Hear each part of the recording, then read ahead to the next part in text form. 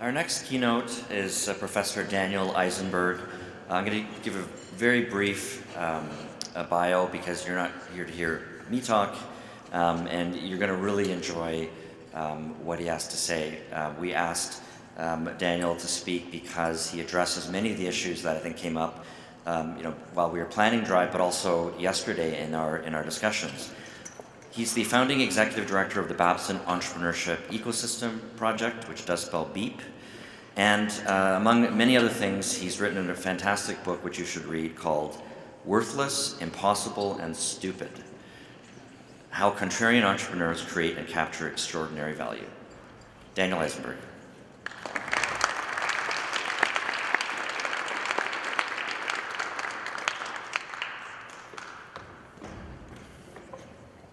Am I on? Oh, great. What power. Good morning to everybody. I've had a chance to meet a number of you, and unfortunately not all of you in the various whiskey sessions and so on, which have been really spectacular. I'd like to ask you, before we get started, or as a way of getting started, to indulge me in a little exercise. And for which I have to turn my camera on, and you'll see why later on. And I'd like you to, because one of the major themes of this Drive conference, by the way, it's a great conference, and congratulations. It's an inaugural conference. There's always ways of, they're exciting because they're new, they have bugs because they're new. I hope you're going to continue to do these, and maybe in different cities, or maybe continue here, but I think it's a great idea, and I love the metaphor, the Drive metaphor.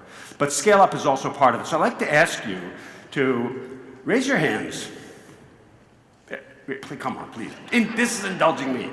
After that, you can go to sleep. Raise your hands and just shout out the word scale up. 1, 2, 3. Scale up! Not good enough. 1, 2, 3. Scale up! Now, as like you really, really mean it. 1, 2, 3. Scale up! All right. That gets added to my collection.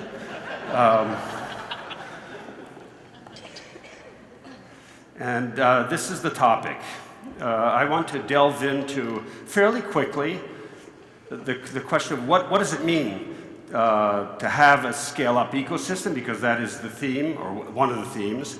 And then secondly, report to you on work we've been doing over the last decade in trying to actually make these things happen in the real world in regions. And so we have projects going in Colombia and in Brazil and in Milwaukee and just launching now in New Brunswick.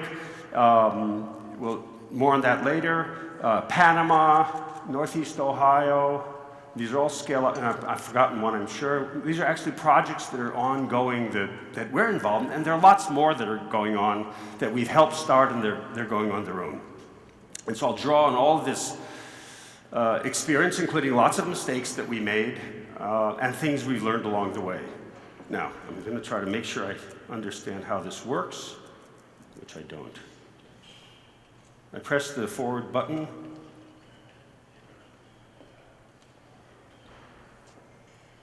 Tech support, please. I assumed that a green button means forward. I'll go backwards. No. Okay. Maybe a new battery.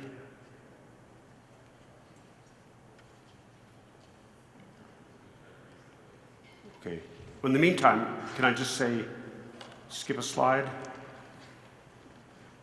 And then as we fix it, oh, this is going to be awkward because there's anime. It's working now? No, they did that. Not I didn't do that. No.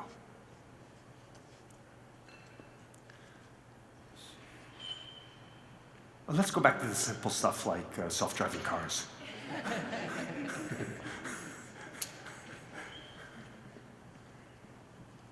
Oh, wait.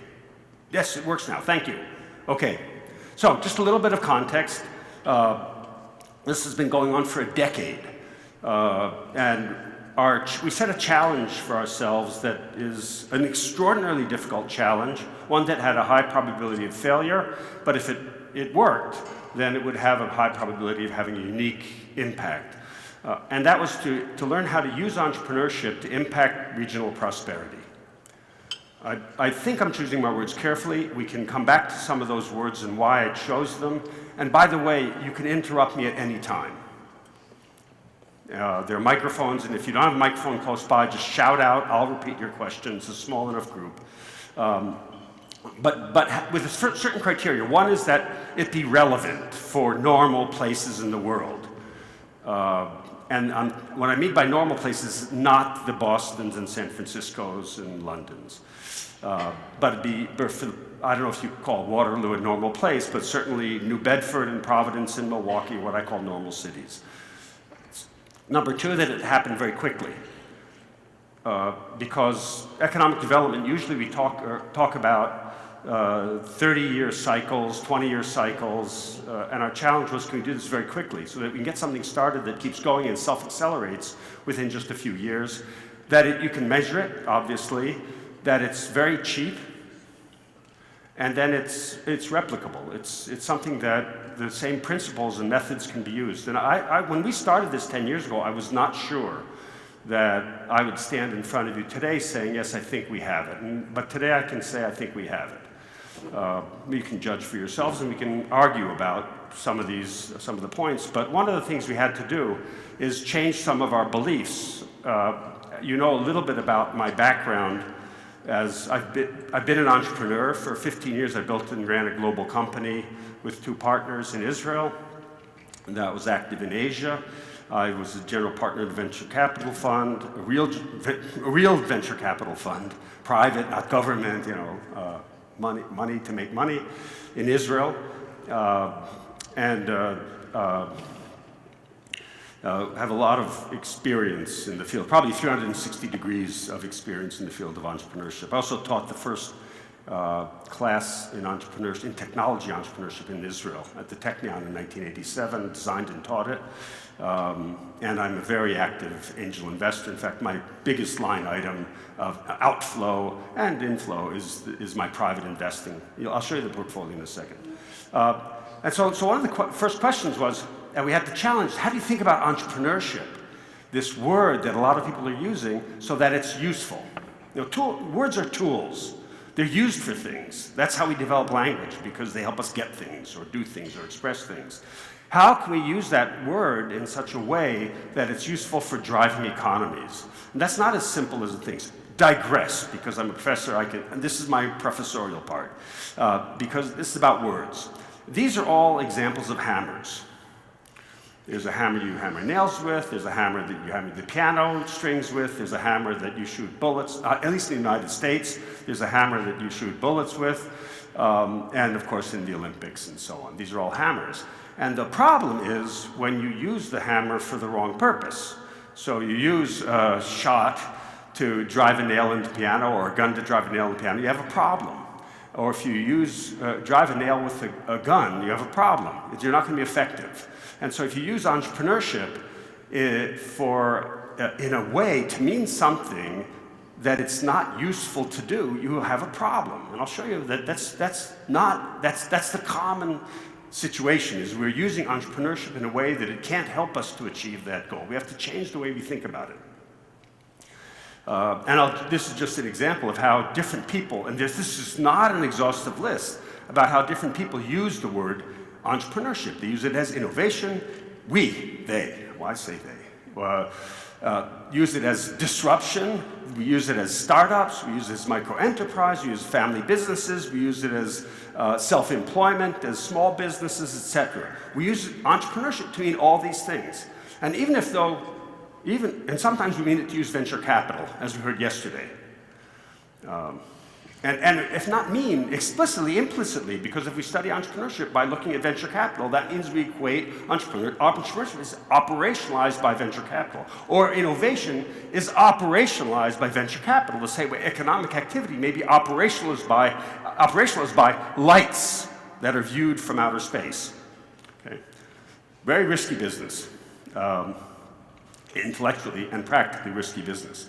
And so the other thing we learned is that it's useful to think about entrepreneurship as an obsessive focus on new growth. It's not just that, but that's an element. So instead of organizing the dialogue around how do we get more and more new firms, which, whether you like it or not, 99% of what you have been doing, and you're here because I think we're all a little bit dissatisfied with that. But when you look around the world, 99% and probably 0.999% of the public, and it's not government, but public involvement around entrepreneurship has to do with how do we get more and more new firms. And we learned that if we want to use entrepreneurship to accomplish the goals that we set out, regional economic prosperity, that this is not a useful way of thinking about it. I'll show you some data. Rather, whoops, I just made a mistake. Rather, and this sounds like wordsmithing, but this has huge implications for practice, for what you do in your jobs, and certainly what I do in my jobs. By the way, how many of you would describe yourselves as part of what you do, at least, trying to foster entrepreneurship? Not just be a successful entrepreneur, but also foster entrepreneurship in your regions and other people. So, okay, I'm talking to the right people. All right. So it's helpful. In fact, it has huge implications to think instead, how do we get more and more local firms to get new growth? And therefore, entrepreneurship is scaling up. And I was very intrigued by, I don't see her here today, there was a woman sitting here who said, scaling up and growth are completely there. I hope we can you say in one sentence what you meant? Because I was puzzled by that. And then we'll talk about it later if we need to. I think scaling is a form of growth, but it is more than just growth. Growth encompasses more than just scaling? Is that what you're saying? Lots of forms of growth. Scaling is a particular type. That's what I meant. Okay, so scaling is a particular type of growth. Okay, we'll talk about that. I would, by the way, I would agree with that. But I think it's a particular type of growth that has impact. And that's what my argument's going to be. So this is not at all common sense, what I just said. Because if you look at what our misleaders are telling us, and by the way, nobody is exempt from this. I just took out a few examples that are somewhat close to home. For example, our last sane president, now is a great time to start a business. That was in the recession. He wasn't starting a business, by the way. He was telling other people they should start businesses. Or small business is the backbone, or small businesses are the backbone to our nation's economy. And we blah, blah. And that's not only Barack Obama, it's not only Democrats, it's also Republicans. It's the lifeblood of the free enterprise system, small business. And then, of course, it's not just us, it's also across the pond.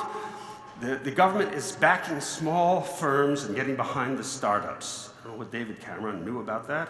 And of course, now coming to home, I went last night and I made sure that the script is universal, almost universal, at least in the English-speaking world. For some reason, I don't know why, who put the backbone in our leaders' minds when they talk about small businesses? Why can't it be the lifeblood? Why can't, sometimes I think we need a chiropractor. It's like if the small businesses are a backbone to our economies. Because they're not really fun. They're not fun. And I'll give you some data. So there are several problems in how, I call it policy, but it's really entrepreneurship dialogue, the public dialogue. I don't just mean the government policy. And these are four of them. I'm only going to go into two of the problems. I'll touch on the other two. But any one of these problems is enough to say we've got to change it completely, the dialogue completely. So startups, the problem with startups. And by the way, Dan Isenberg loves startups. This is my personal portfolio.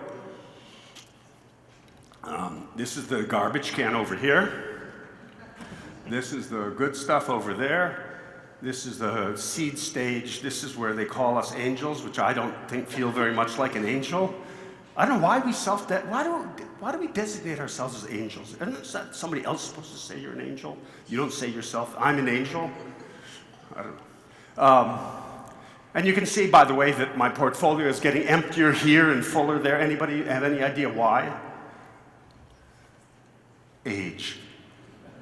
Age. It takes about 20 years for any hope for any liquidity in an early stage investment. Anybody who tells you otherwise will probably also buy lottery tickets. So I love startups, and I invested, as you know, as general partner of venture fund, and it was a Series A, early stage, first money in. That was before the seed, angel, devil days. But what hasn't worked, and it's very clear that if you can measure it, what hasn't worked, and this is just one example of Startup New York. I'm sure, by the way, this is true of Startup Canada. I assume that there is such a thing, or was such a thing. If you look at the same, you look at what have we put into it, and what have we gotten out to it? Those regions who are lucky didn't put very much into it, because none of them has gotten anything out of it, with some very rare exceptions. And Startup Chile, I don't know if Javier is here still, is no exception. And one thing that, Javier, you forgot to mention is how much it cost the government. How much it cost the government? Yeah, is it past 40 million yet, or is it up to 50? It's how much? More than 40 million a year is how much it costs. So you have to evaluate the effectiveness. And what Javier says is basically we've crammed the on-ramp with startups. Yay, because we have Startup Chile, crammed the on-ramp, but the highway still has potholes on it. The highway is still a little, it's for horse and buggy. They got it backwards. Anyway, New York, Startup New York. This is an auditor's report, $53 million. This is a couple of years ago, because at some point you stop counting, it gets sad. And those $53 million created, according to the auditor, 400 and some jobs. You can do the arithmetic. It's around this. It's even worse than the amount of money that we were incentivizing Amazon to put HQ2, whatever it's called. I'm completely on Richard Florida's camp on that one. And if you look at every other startup program, I was an advisor to the White House in Startup America. Startup America failed. It was closed. It was morphed into something else. They declared it a success, but there's absolutely not a single metric. They didn't even measure it, for God's sakes. When I asked them at the launch, how will you know when you're done? They hadn't even thought of the question. So, I'll skip over this in the interest of time. You can just take a quick glance. This is from a Financial Times report that's very recent. Now, let's go into a little bit of the data about the relationship between startups and economic development. And there are measures of national competitiveness. The World Economic Forum does rankings and has done for 30 years or so. And you can argue those aren't the good rankings, they're better rankings, but those are the rankings that we have and that people use. And you'd expect that if entrepreneurship is related to economic competitiveness or good things in the economy, that there would be a relationship. And those more competitive economies would have more entrepreneurship and they'd be more competitive because it'd be a virtuous cycle. And it turns out there is a perfect correlation between national economic competitiveness and whatever measures of entrepreneurship we have. And this is what we'd expect, and the relationship is perfect. And the only one small problem is it's negative. The best measures we have of entrepreneurial activity are negatively correlated with every possible indicator of economic health that we have. Now you could say that's a problem of measurement. Okay, maybe it is. But we certainly can't say the opposite. Now, unless you want to then do what Richard Florida did and other people have done and say use venture capital as a proxy for economic growth. And that's very problematic. As you may have heard in the comment that I made, venture capital, there are two problems with the venture capital model, at least two problems. One is that it's an extraordinarily small industry. It's got huge amounts of money, but it's a very small industry. In the United States, there are in the order of 1,000 to 1,200 new venture capital deals done every year. The largest venture capital market in the world, that's it. There are about 6,000 to 8,000 venture capital general partners engaged. It's a teensy-weensy industry with lots and lots of money. And by the way, what's happening to that money is not all, at least half, and probably more than half of that money has sloshed all the way downstream and is investing in companies that, to prevent them from going public at lower valuations, investing in later stage. So a lot of that venture capital, those big numbers of venture capital that we see, are really huge mega deals of hundreds of millions, tens and hundreds of millions of dollars going into the Airbnbs and Ubers and so on at later stage. They can go public when they're worth $100 billion instead of $1 billion. So that's one problem of venture capital. And the other problem of venture capital, as I said in my comment, is that it's intrinsically related to inequality, wealth and income inequality, especially wealth inequality. Because venture capital is, the business model of venture capital, and I was a venture capitalist, is making extraordinarily high amounts of money for very few people. When I say very few people, tens and hundreds of people. You know how hard it is to get into a good venture capital fund? The lines are really, really long, and they turn out even most of the wealthy people don't even get into the venture funds that they want to get into. So, onward. The little-known fact, the measures that we have of entrepreneurship is that it's a proxy for having a job. It tracks unemployment perfectly, everywhere.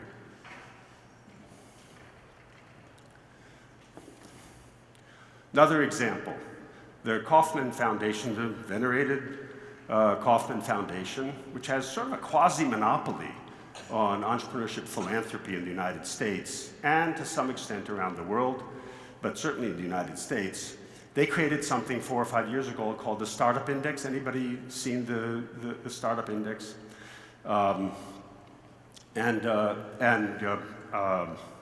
Gallup, Dun & Bradstreet and American Express created something called the Mid-Market Index, which is of growing companies that have tens of millions of dollars of revenues. And again, you'd expect that if you look at states, those states, and this is only in the United States, we have data, those states in the United States that have a lot of entrepreneurial activity, a lot of startup, they would have eventually, because this is how it works. You have lots of startups, and then some grow, and so you'll have a lot of grown-ups as well. And it turns out that there is a perfect, or not as strong, but a very strong relationship between having scale-ups or mid-range companies, mid-cap companies, and entrepreneurial ventures, but I'm sorry, it's a negative correlation. In those states in which there's lots of entrepreneurial activity, according to the Kauffman Foundation, there are relatively few companies that actually have market presence. Now again, none of these measures is perfect, and none of the conclusions is perfect. That's what researchers do. They take small amounts of data and they take the jaw of the dinosaur, and it's a jaw that's been fossilized for 300 or 400 million years, and they try and reconstruct from that jaw the whole dinosaur, and it's a dark art to some extent. And by the way, this is what happens when venture capital dominates the public dialogue, implicitly or explicitly, is you get people talking about things. This is the president of Argentina 2 years ago at the World Economic Forum. I heard him say it. Do me a favor, please. At least for the rest of Drive, don't use the word unicorn.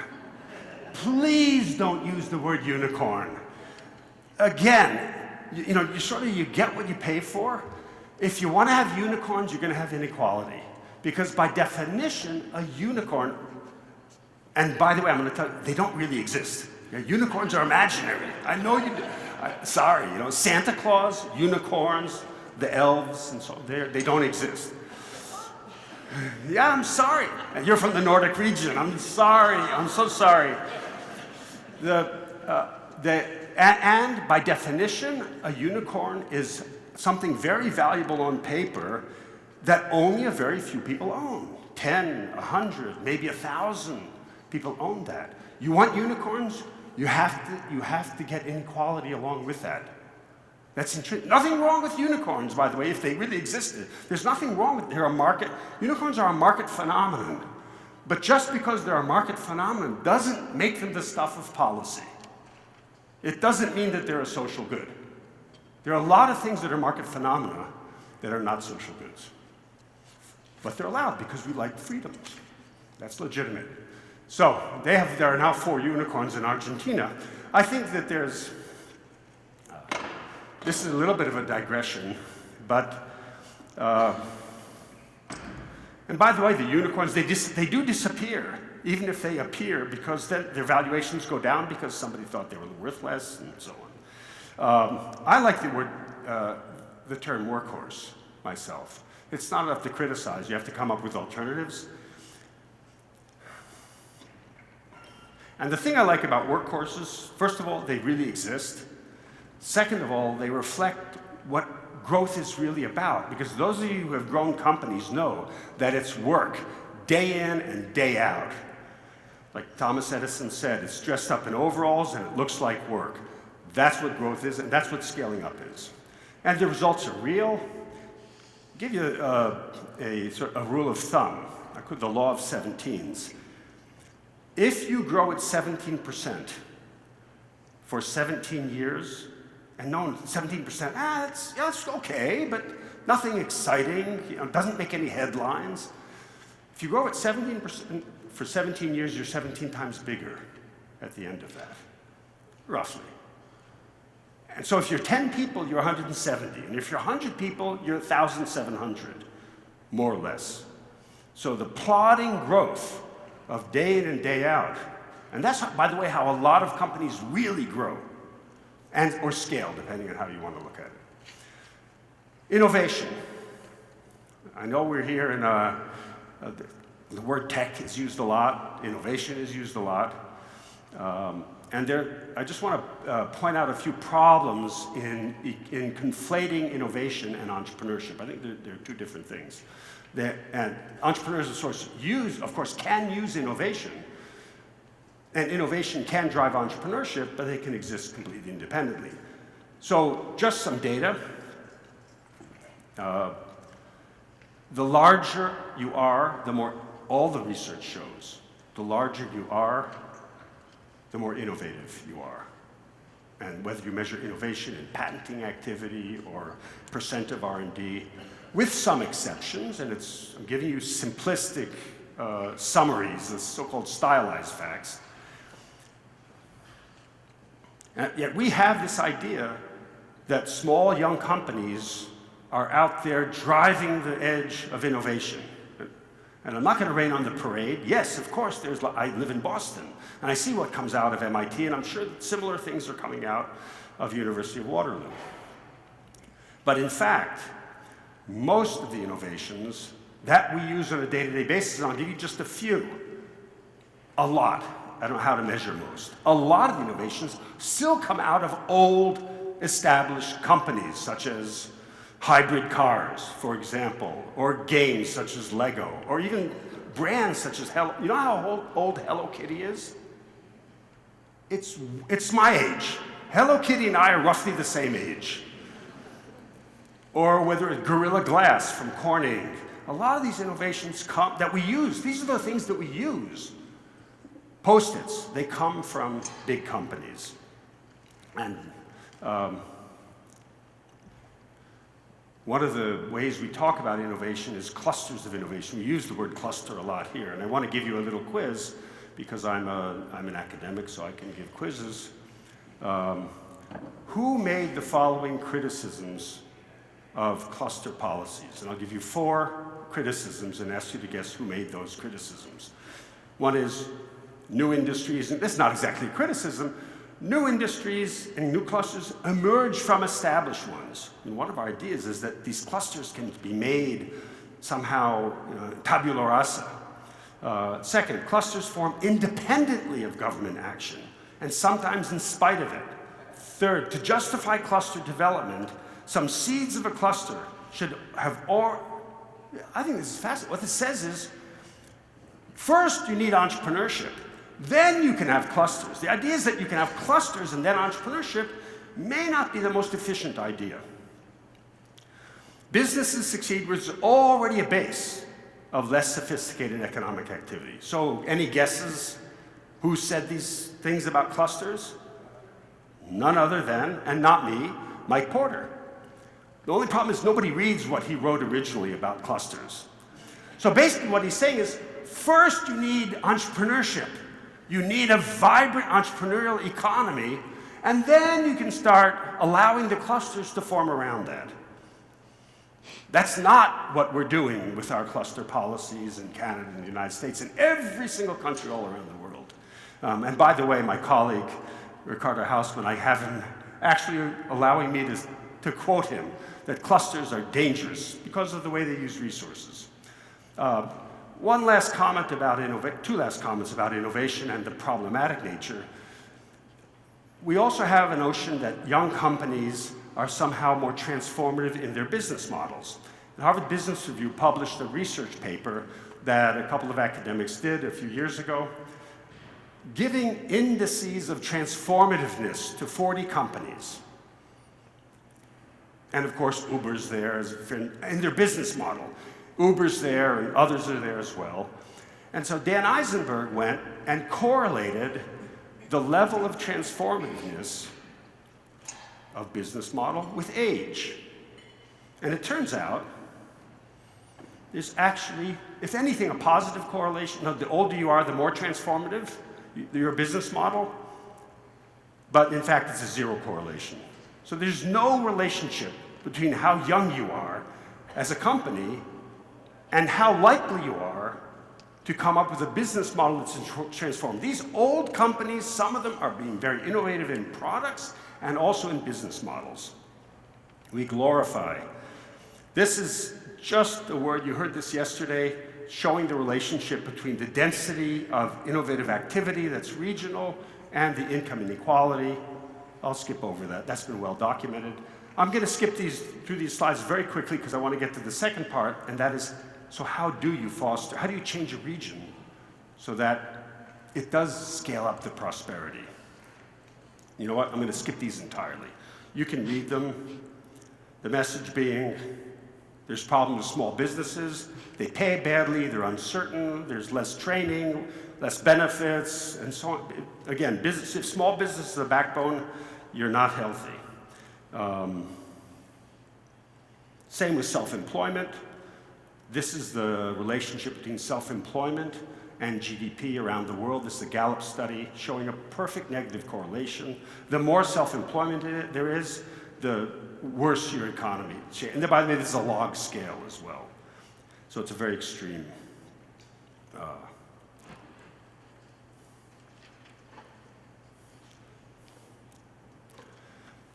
It's not a question of what's right, it's a question of what's useful.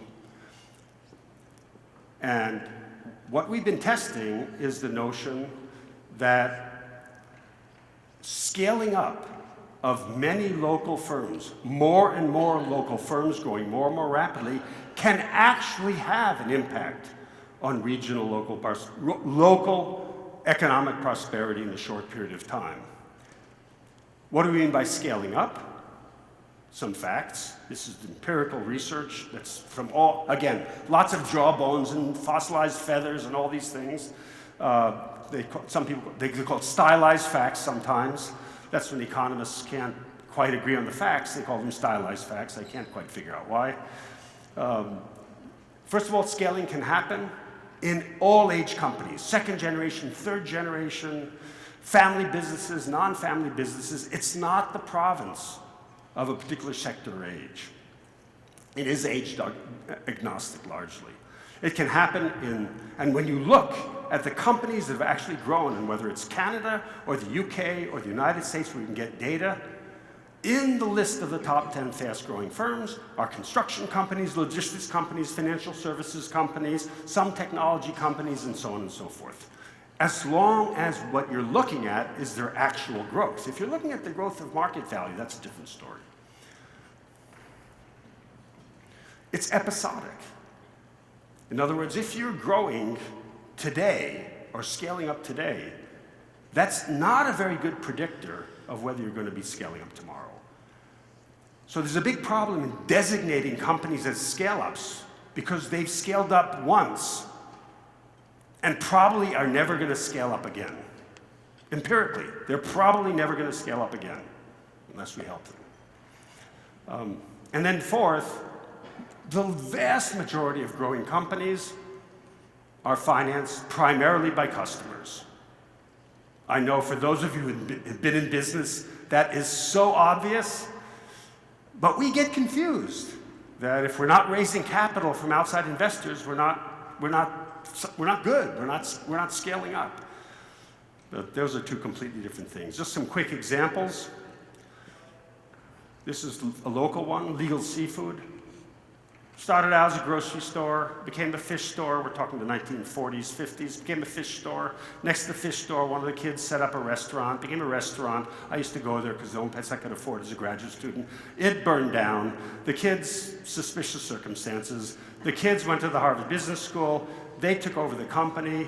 Lo and behold, now they employ well over 5,000 people. They have well over 40 units throughout the United States. You've been to them probably. And 10 years ago, they started innovating with Legal's Test Kitchen and a whole variety of innovative concepts. Another example, I'll skip some examples. This is a great one because generics pharmaceuticals has absolutely no innovation in it. By the way, I've written a case about this company and the same entrepreneur's former company. No innovation, just execution. I'm exaggerating a little bit. This company grew from when he put the pieces together. He didn't start it, by the way. He bought the various assets, put them together in 2010, 2011, and that grew from about $30 million in revenues to about today $1.5 billion of revenues. And so that's about 6 years, 7 years. In generic pharmaceuticals, copycat pharmaceuticals, Icelandic company. Linek, a Danish company, the largest manufacturer of motors that now create the stand-up desks and hospital beds that move up and down. Their third generation started as a metal shop by the grandfather. The grandson reluctantly took it over when his grandfather couldn't run the business anymore. 7 people. It's now well over 3,000 people in 30 years. Over 10 years, it grew by 1,000 people. Walt Disney.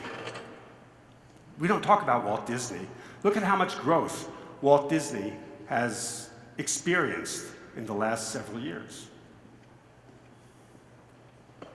This is how scale up, and just parenthetically, virtually all of the value and all of the profits of Apple Corporation accrued after it was 25 years old. It was a niche player that almost went bankrupt. A friend of mine tried to buy it for $50 million in 1984. I'll skip that, we can come back to it. So, some ideas about how to scale up a region. And here are the practical implications of all the work that we've been doing. This is an oversimplification of intervening in a very complex reality.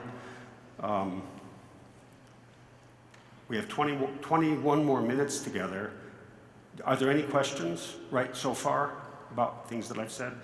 Are you depressed? Yes. Yeah, are you saying that scaling is just... I'm hearing you say scaling, and I could just replace it with growing. Yes. It's just a more powerful metaphor than growth, and it's more specific to companies. I know it's what screws everybody up, because they're thinking that they're scaling when they're really just growing, when in fact scaling is about growing fast without having to need to add additional resources to the organization. You may end up doing so, but you don't necessarily need to do so because you have a scalable business model.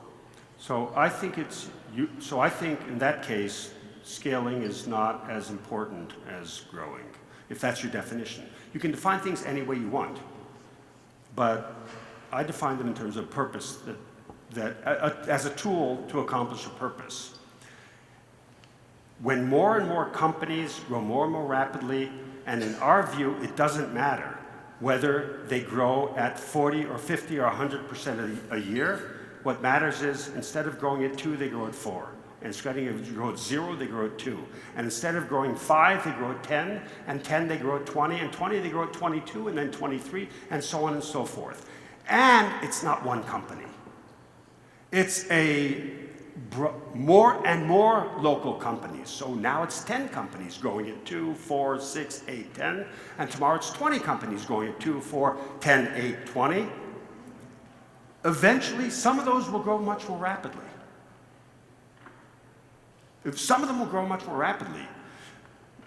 The economy, the prosperity will grow only if you have a broad base of firms that enter into new growth trajectories.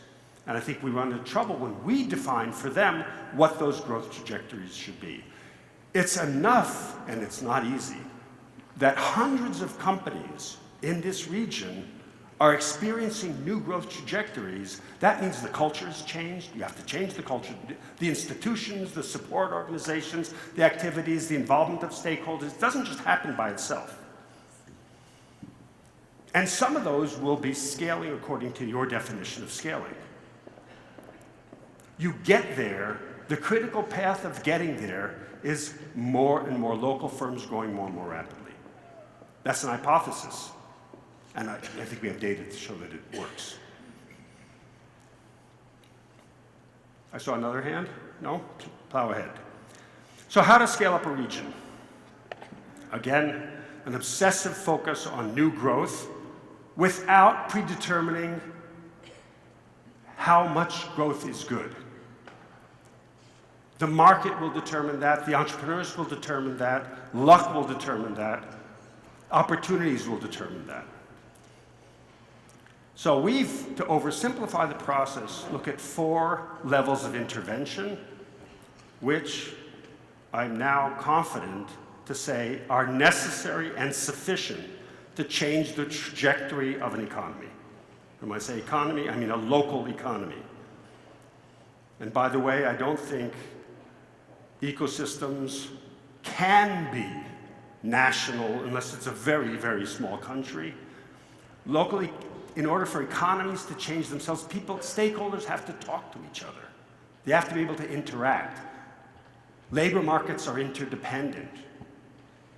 Access to resources is local, relatively local. In fact, I think that's the history of looking at ecosystems around the world, which I've done.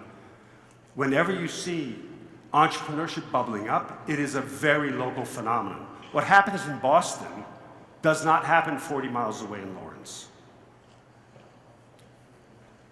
Level 2 is communicating that growth broadly. Number 3 is getting the stakeholders involved. And number 4 is building sustainability into the process. So now I'm going to go into the weeds for the next 15 minutes and show you a little bit, just give you a taste for how this works. So starting with level 1, demonstrating that growth can happen quickly. Here. It turns out everywhere that I've been, whether it's Denmark or Brazil or Ecuador or Milwaukee, when we actually look at the companies that already exist in the geography, there are many more companies, let's say with $1 million or more of revenues that have passed some market test. Many, many, many more than people think. And B, many more of them have the potential to enter into the a new growth trajectory than people think. And using that fact, we've created something we call the Scalerator. It's a level 1 intervention. Its purpose is to demonstrate that more growth can happen more quickly here where we live in our region. For example, in the United States, we set a goal for Scalerator participants of achieving in the next 12 months a minimum of additional $1 million or 25% growth. That's a little bit arbitrary. It changes from Scalerator to Scalerator. But it's good to have a growth goal, and not that one of the companies will achieve, but all of the companies will achieve that. These are the elements of the Scalerator.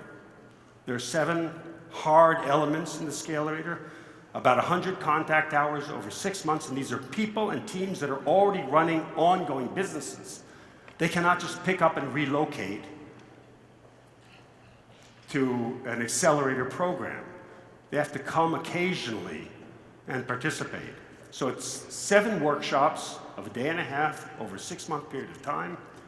There are challenge exercises that they do in teams of companies. In between, they get mentoring, activities such as the Scale-Up Marketplace, where they exchange resources, the resources that come in from the outside, et cetera, and all along there are growth events that are occurring. From the very first workshop, there are growth events that are occurring, that are getting recorded, and that are getting level 2 communicated. We're starting in New Brunswick, as I mentioned, Scale Up Atlantic Canada, with Darindra Shukla is at UNB, a professor, and Rachel Clark, and others are way back there. Dominic are involved in, we're just launching in next month, and the cohort is being organized. Maybe they can say some words about who the companies are. This is what it looks like. This is Scale Up Panama. This is Scale Up Rio de Janeiro. This is... I'm Lori Zindel, the CEO of OS Inc. We do hospital and revenue cycle management. How big are you? This year we'll do 10 million. So what, you participated in the Scalerator program 2 years ago? What did it do for you? I've been, OS Inc. has been around for 23 years, and I thought I knew how to run a company. What Scalerator did in a very small investment of my time realigned my entire management team. Just brought us focus and got us to where we needed to go. So other people participated with you in the Scalerator session, some of them? Yes, a couple of my senior leaders in there. And how has that impacted your growth? We have doubled since going through the Scale-Up program. I'm a CEO of a $10 million company. My time is my scarcest and most valuable resource. Why is it worth my time to participate in the Scalerator program? Those were the exact same words when I went through this process, and I can tell you, I doubled my sales in 2 years. That should be answer enough. 22-year-old company, by coincidence, providing software services to healthcare. $5 million revenue, stagnant for quite a few years. Not the kind of company that would get into most of our accelerators or other kinds of programs. They're the stall-ups. This was a stall-up that doubled its sales in 2 years, with a little bit of coaching and a little bit of training. These are some facts from the Scalerator. About 3/4 of the companies actually show within 12 months significant growth. This is just a particular example from Northeast Ohio. 6 months after the end of the Scalerator itself, median growth of about 10%. Projected growth, pipeline growth of another 18% beyond that. This is by the way, in this cohort was $100 million collective revenues. Those $100 million collective revenues were growing in a year and a half by $25 million. And it's medians, not averages. So it's not one company, it's a broad base of companies. $25 million of new revenues in a tight economy that's interdependent, such as Northeast Ohio, it begins to make an impact. You can divide by whatever number you want to get the number of jobs, the number of new contracts, the economic vibrancy, whatever you want. $25 million of new growth, and that's in 1 year, begins, that 1.5 years, begins to build up. And if it's done over and over and over again, the numbers get to the hundreds of millions, to the billions of collective revenues. I call that economic engagement. This is just an example from Manizales, a small 500,000 person regional, low-middle income economy with all the problems of corruption and floods and fires and kidnappings, half of the companies grew more than 20%. I'll skip that. As a hint of how we do it, it's not rocket science. It's the opposite of rocket science. It's simple. Simple doesn't mean easy. Being fit, physically fit, is simple. Just to remind all of us, we know exactly what we have to do to be physically fit. Doing it is difficult. So you need sometimes you need a personal trainer. So the simplistic view that we have of what can quickly trigger new growth in lots of companies, there are three things we call the 3 C's: customers, capacity, and cash. Acquiring new customers, selling more to the same customers, going back to customers who said no and getting them to say yes. Those are things that can happen very quickly, by the way, in weeks, not years. They can happen in weeks. Capacity, getting rid of the talent that doesn't fit, that's inappropriate, that's impeding your growth. By the way, that's usually what we leave to last. Experienced entrepreneurs know that's what they have to do first, because you can't bring on good talent if you have bad talent. And then cash. A lot of emphasis on managing, creating cash resources from your ongoing operation. We spend the vast majority of our time teaching entrepreneurs how to raise equity capital. Doesn't matter that there's no equity capital out there. Doesn't matter that maybe 1 out of 100 of companies ever raise early stage equity capital, but that's what we teach them. We're like, the research on venture capital as a proxy for growth is a little bit like the drunk who's looking for his keys underneath the lamppost. When the car was way over there and the keys were dropped way over there. But this is where I have the light. Oh, the keys are over there.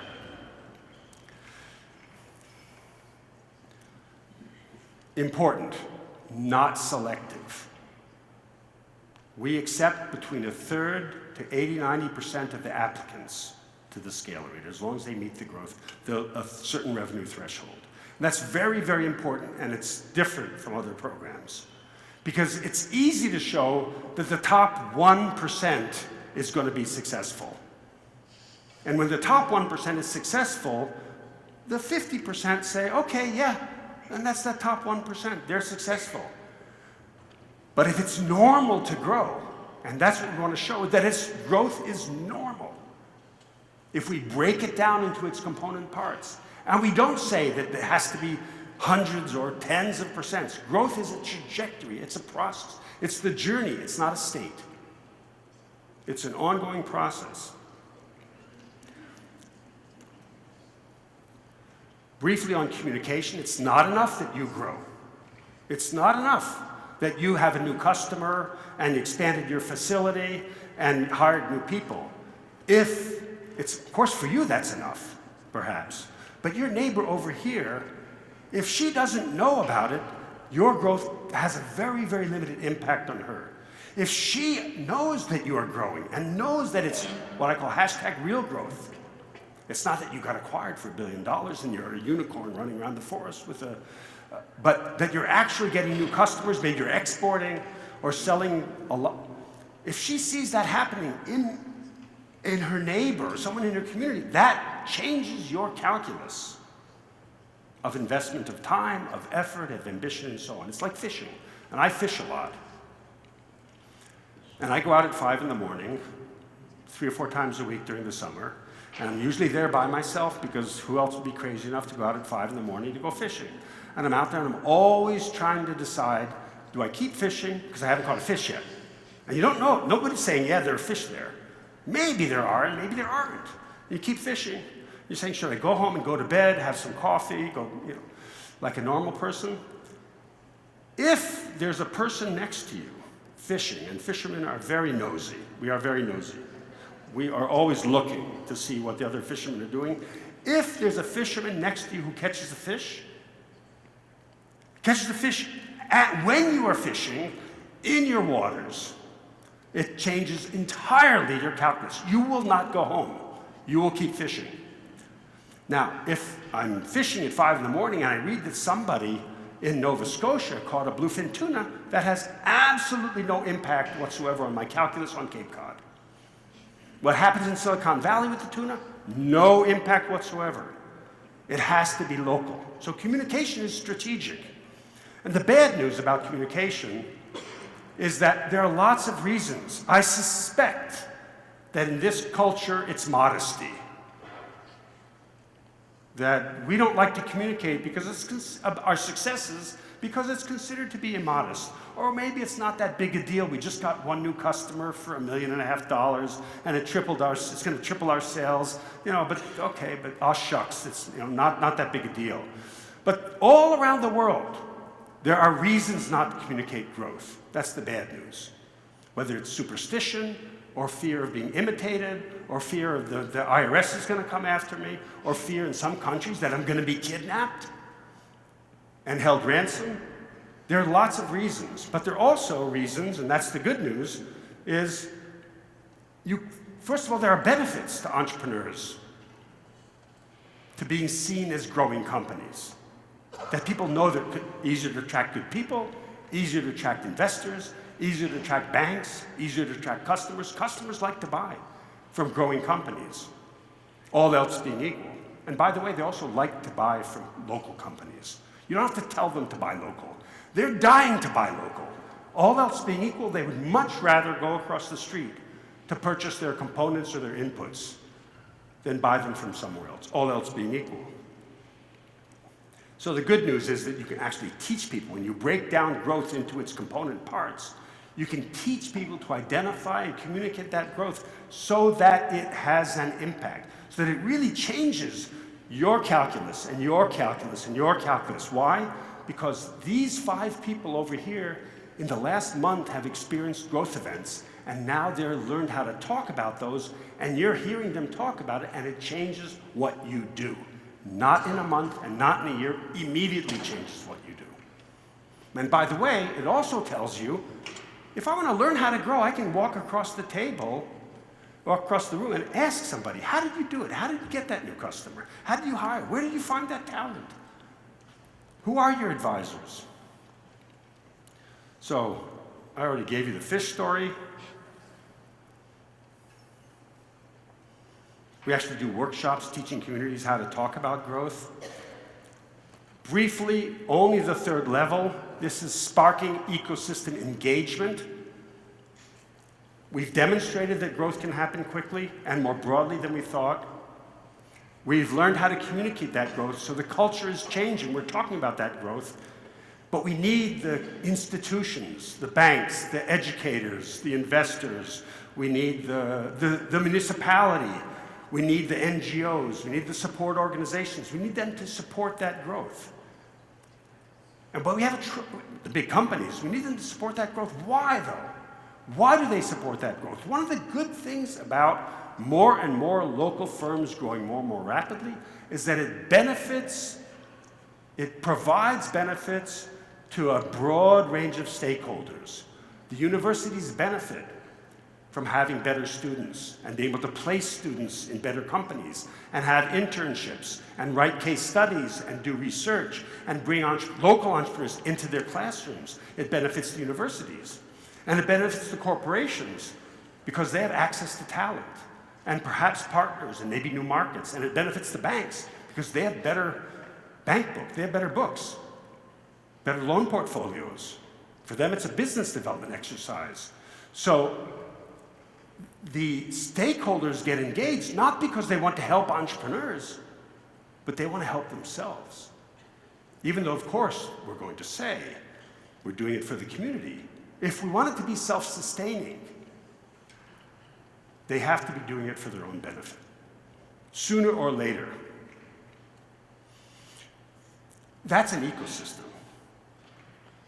An ecosystem, and by the way, if you Google entrepreneurship ecosystem, I'm partly, maybe even largely to blame for the popularity of that term.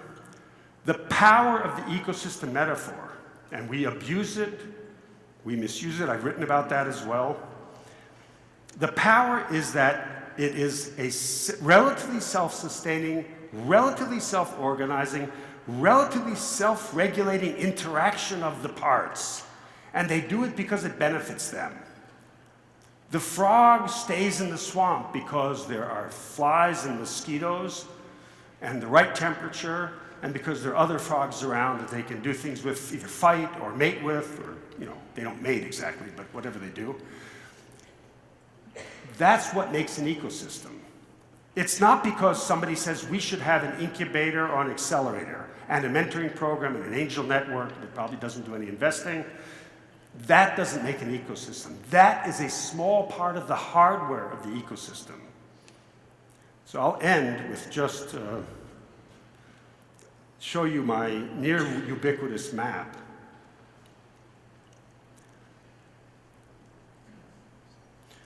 Many of you have seen this.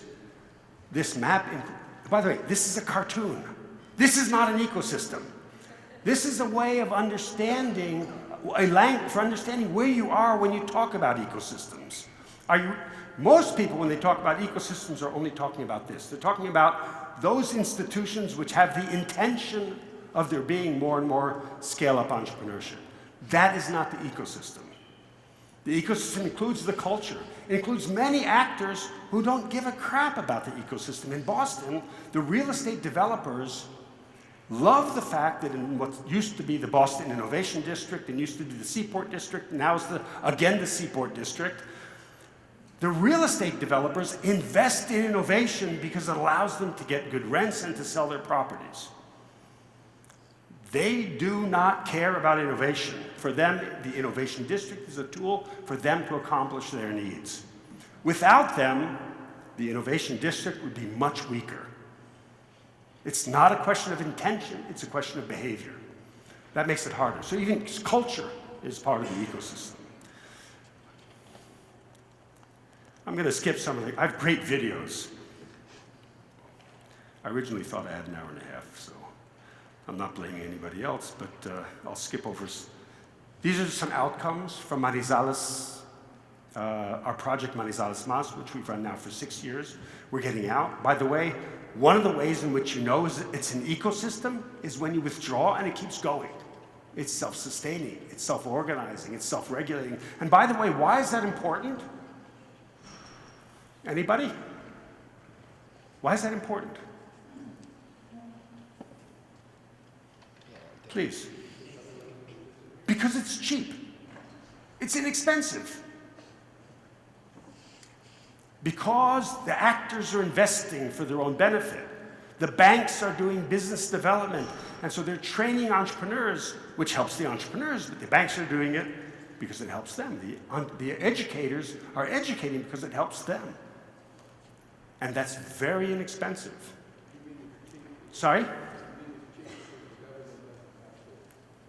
It's look, when we use the word ecosystem, we usually mean the word farm. And farms and ecosystems are diametrically opposed. A farm has an owner, usually the farmer, not always the farmer. There has to be constant investment of seed, fertilizer, water. It has to be worked. The land has to be worked. There's products that come out of the farm. They're taken to market. There are profits. Those profits go to the farmer and the owner and whoever else they go to. It requires constant investment. An ecosystem is exactly the opposite of that. Not exactly. It's largely the opposite of that. Now, one of the nice things about being human, there are many bad things about being human, but one of the nice things about being human is that we can have intention towards ecosystems.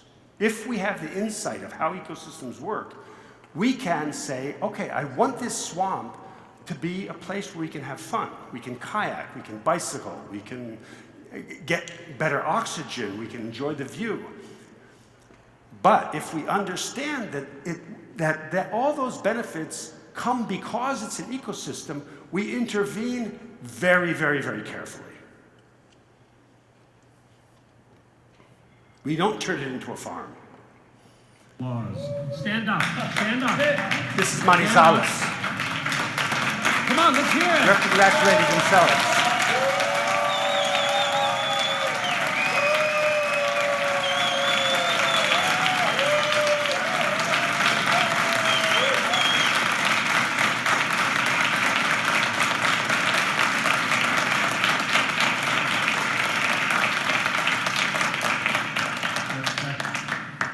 In 6 years, they've created thousands of directly countable new jobs.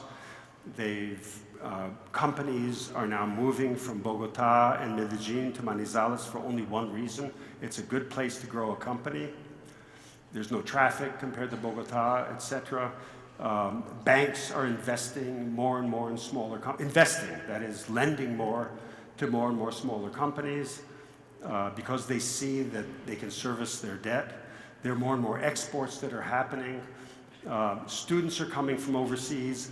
Cases are being written. The measurements of pride in their city or perception of opportunity have skyrocketed to #1 in the country, beyond Medellin, beyond Bogota, which until then had been the places to go, as you probably know. So I will end with just a couple more.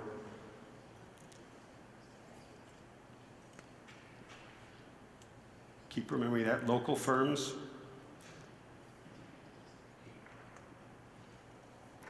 We teach this in a program once a year at Babson, a 3-day program called Driving Economic Growth. So what you can do if this is of interest, come to our program. #1, that's the easiest. In the UK with the Scale Up Institute, is Josh still here?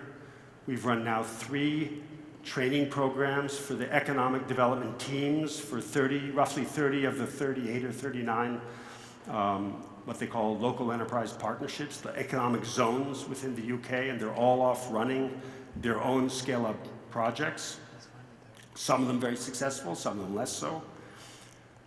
We're launching a Scale-Up program in New Brunswick with UNB and others. Of course, you can follow me and sign up for our free newsletter, etc. But the most important thing... And shout out crecimiento. Growth. Louder, crecimiento. Crecimiento. Crecimiento. Crecimiento. So the whole world will understand what you're talking about, not just the Spanish-speaking world. Let's hear growth. Growth.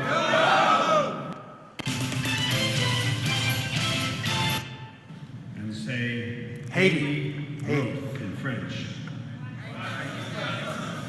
One more time, please, really loud. Panama! Panama!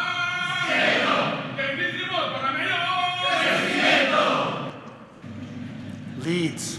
1, A little 2, bit subdued. 3, scale up. Now make it so everyone can hear. 1, 2, 3, scale up. One more time. That's better. Okay, thank you.